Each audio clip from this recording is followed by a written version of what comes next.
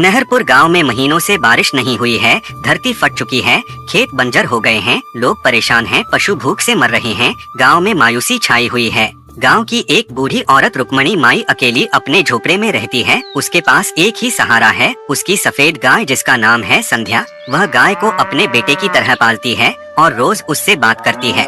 एक दिन माई रुक्मणी आकाश की ओर देखकर प्रार्थना करती है, हे भगवान, कुछ तो कर, इस धरती को बचा ले, कुछ चमत्कार कर दे। अगली सुबह माई जब गाय को दुहने जाती है तो वह देखती है कि थनों से दूध नहीं बल्कि गाढ़ा सुनहरा लीची का रस निकल रहा है।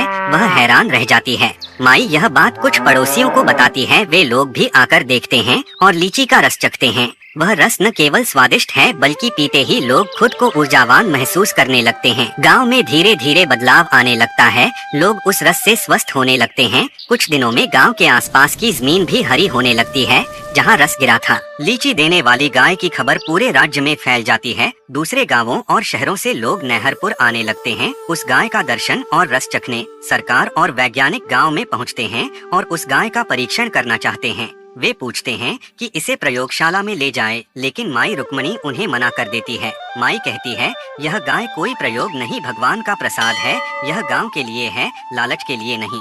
नहरपुर गांव अब एक तीर्थ स्थल बन चुका है। लोग वहां श्रद्धा से आते हैं, गाय की पूजा करते हैं और एक चम्मच रस लेकर लौटते हैं। आखिरी सीन में माई रुक्मणी अपनी गाय के पास बैठी होती है। वह मुस्कुरा रही है और पास में हरे भरे खेत लहराते दिखते हैं। गांव फिर से जीवित हो चुका है, लेकिन अभी तक इस बेचारी गाय के लिए कोई लाइक नहीं किया है।